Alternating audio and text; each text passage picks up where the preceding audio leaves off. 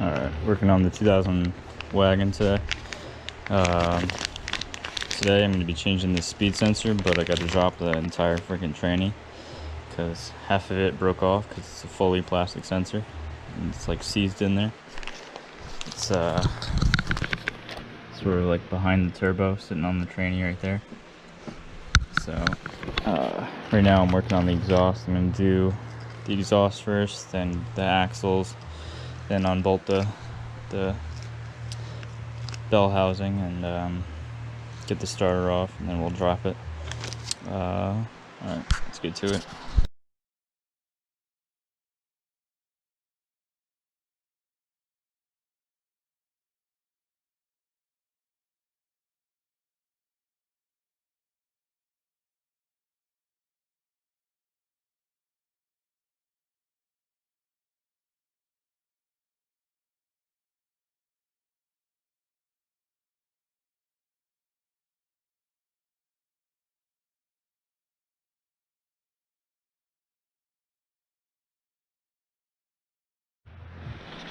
Alright, so I got all the top ones off, 1, 2, 3, and then there's another one here and one on the bottom, so I'm probably gonna have to raise the car and get it from underneath.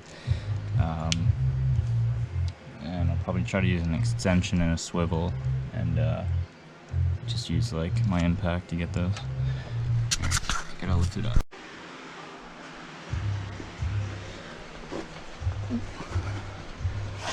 Alright, so got those two off on the bottom.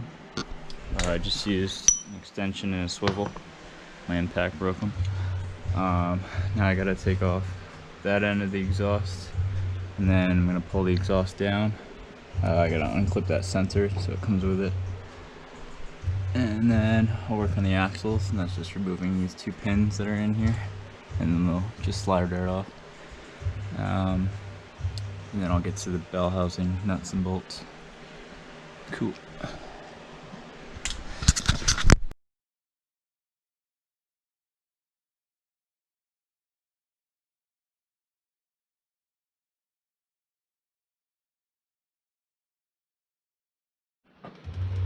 Alright, so now the exhaust is totally removed. Now I gotta do my drive shaft, which I actually need a new one because my carrier bushing is going bad. But for the drive shaft, it's 4 bolts back here, well, nuts and bolts. There's nuts on the back side, and then 2 right here in the carrier bushing, and then it'll just slide this way out of the transmission, and it'll drop right down.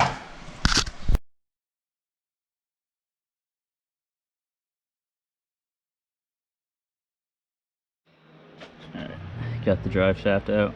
It's looking pretty shot. Now I can get back here, and I gotta take apart my shifter, because I think I'm just gonna leave it up there instead of dropping it with the transmission, and then pull back the axles and go for the bell housing bolts and nuts, which I'm just gonna do with my impact and extension from behind. Makes it easier. And yeah, probably gonna take a little break. I've been like 3 hours on this. Alright, cool.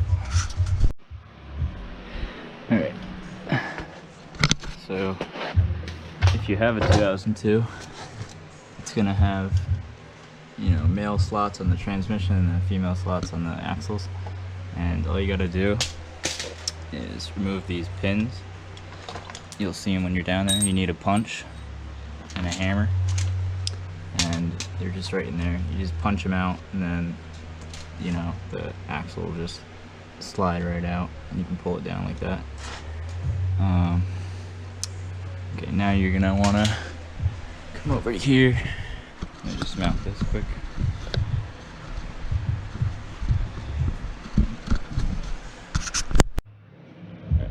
So the axle nuts, I'm not going to take off the tires, I just took out the caps.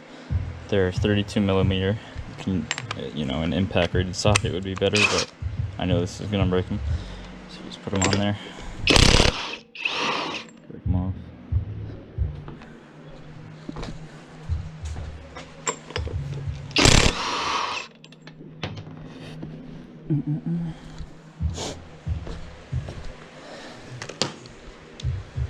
That one's covered in grease because I redid my hub a little while back.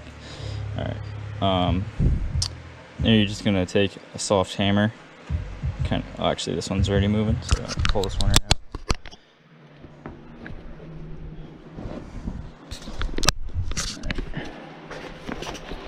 So yeah, usually you'd have to take a hammer and hit it, but this one's coming right out, so I'm just gonna pull it.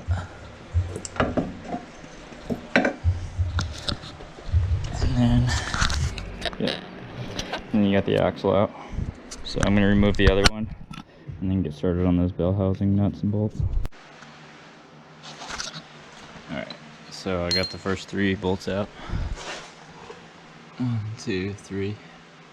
And I'm just using long extension and swivel on my cobalt, and it's easy because the axles aren't here. So just gotta do that side, this side, and then I gotta do 2 bolts at the top, and then undo the brackets, and then I can drop it. Getting close.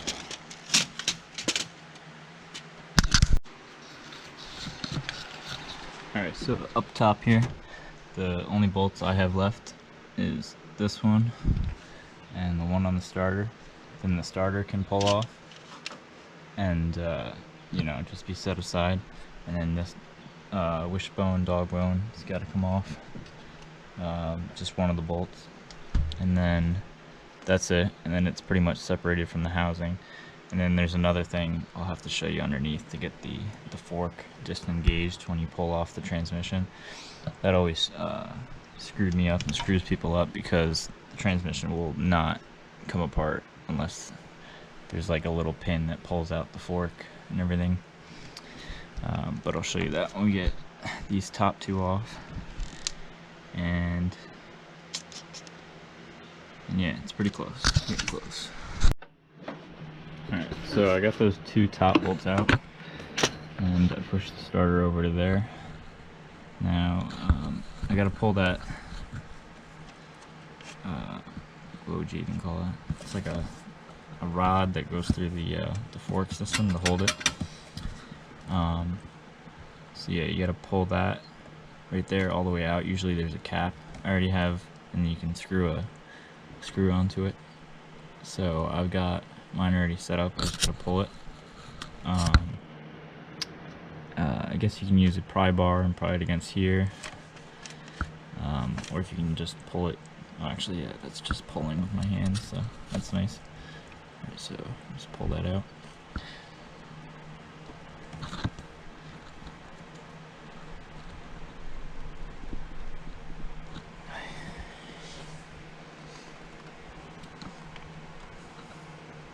Couple turns, and there it is. You saw the fork drop, and then that's what it looks like. So now the fork is like pretty much released, and the transmission can come off. Yeah, I'm just about ready to drop it. I just got to get my jacks and my transmission stand set up, and then unbolt the frame and the brackets down there, and sort of pry this bell housing apart. I'll try to set it up so I can film it all in time lapse, but I'll do the best I can do. It's kind of hard with just one person. Alright, let's get to it. Oh, another thing I forgot to mention is you gotta unbolt your slave cylinder for the clutch. If you have a clutch, if you're doing it auto, of course you don't have one. And yeah, so unbolt that. And then I also took this bracket off that holds my intercooler. Just gives it a little more space to kind of pry it apart. And yeah, now I'm good. Alright.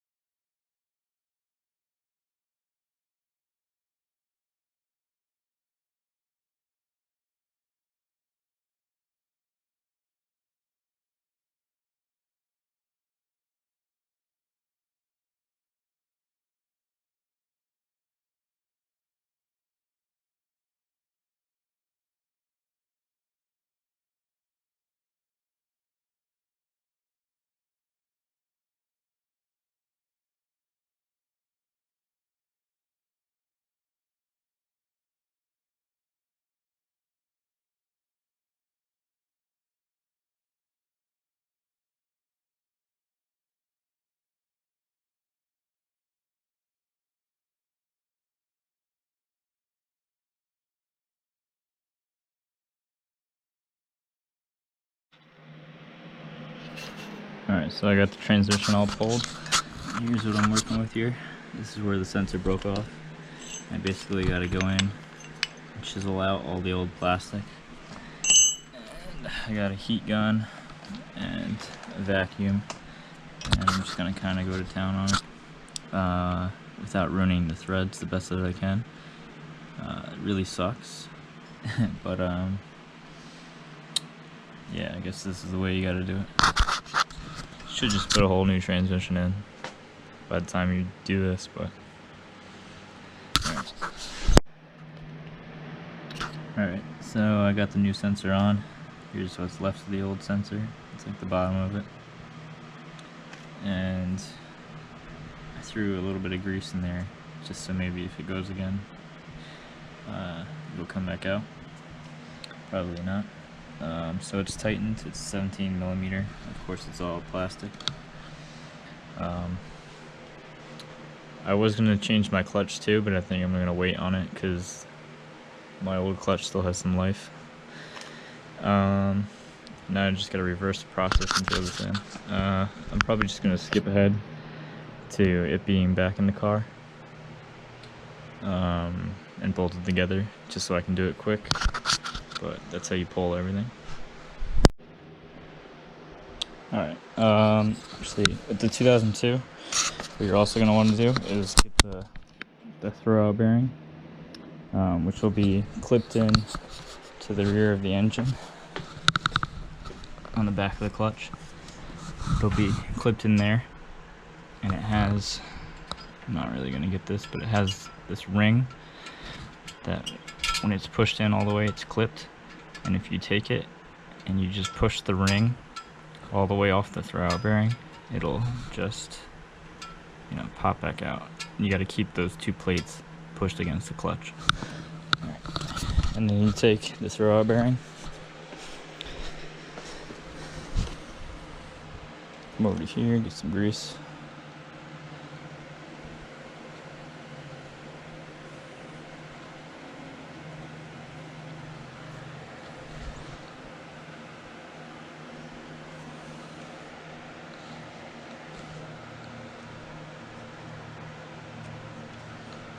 Then you lift up the fork, throw that in there, and the fork's gonna slide in there.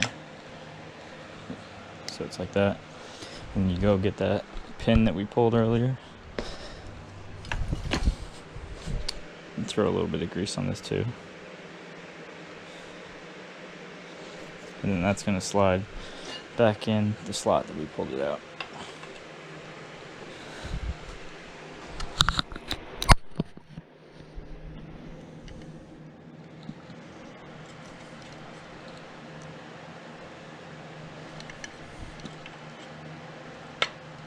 And there's a little bit of a groove on it, so you want to match the groove up with the pin that's in on the other side.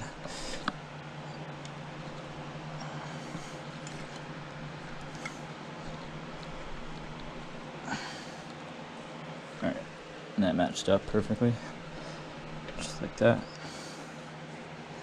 Give it a few taps maybe. Yeah, alright, that's in there.